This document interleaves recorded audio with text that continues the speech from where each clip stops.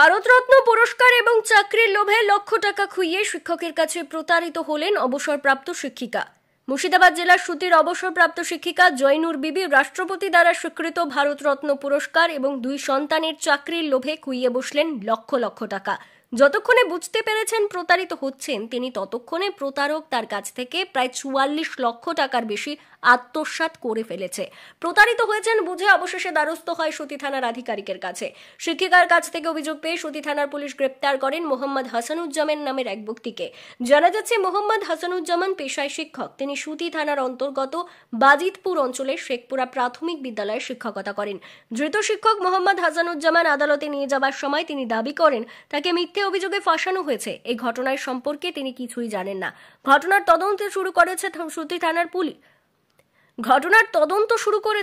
থানার পুলিশ। আজ তাকে জঙ্গিপুর মহকুমা আদালতে পেশ করা হলে পুলিশ আদালতের কাছে তদন্তের স্বার্থে নিজেদের হেফাজতের দাবি জানায়। তারা কেন গ্রেফতার করেছে? আমার উপরে একটা ভিত্তিহীন অভিযোগ। কি অভিযোগ করেছে?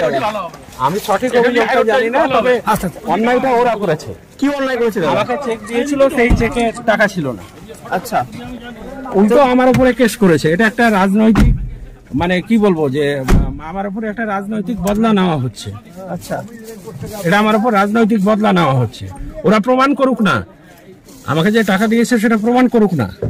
এটা কি অভিযোগটা কি এনেছে? আমি তাও জানি না সঠিক, কারণ অভিযোগটা ওরা রাত্রে দিয়েছে, পুলিশ আমাকে অ্যারেস্ট করেছে। আপনি নাকি ভারতরত্ন পাইয়ে দিবেন বলেছেন? আমি কি সেই রকম পর্যায়ের লোক যে আমি ওকে পাইয়ে দেবো বলে কোনো প্রতিশ্রুতি দিতে পারি? আমি একজন শিক্ষক, সাথে সাথে আমি লেখক, লেখালেখি করি। এই নিয়ে ওনার সাথে আমার সম্পর্ক।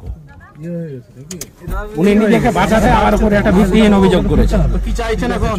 আমি চাইছি যে কোর্ট সঠিক বিচারটা করুক, তদন্ত করুক পুলিশ, এবং সঠিকটা বেরিয়ে আসুক।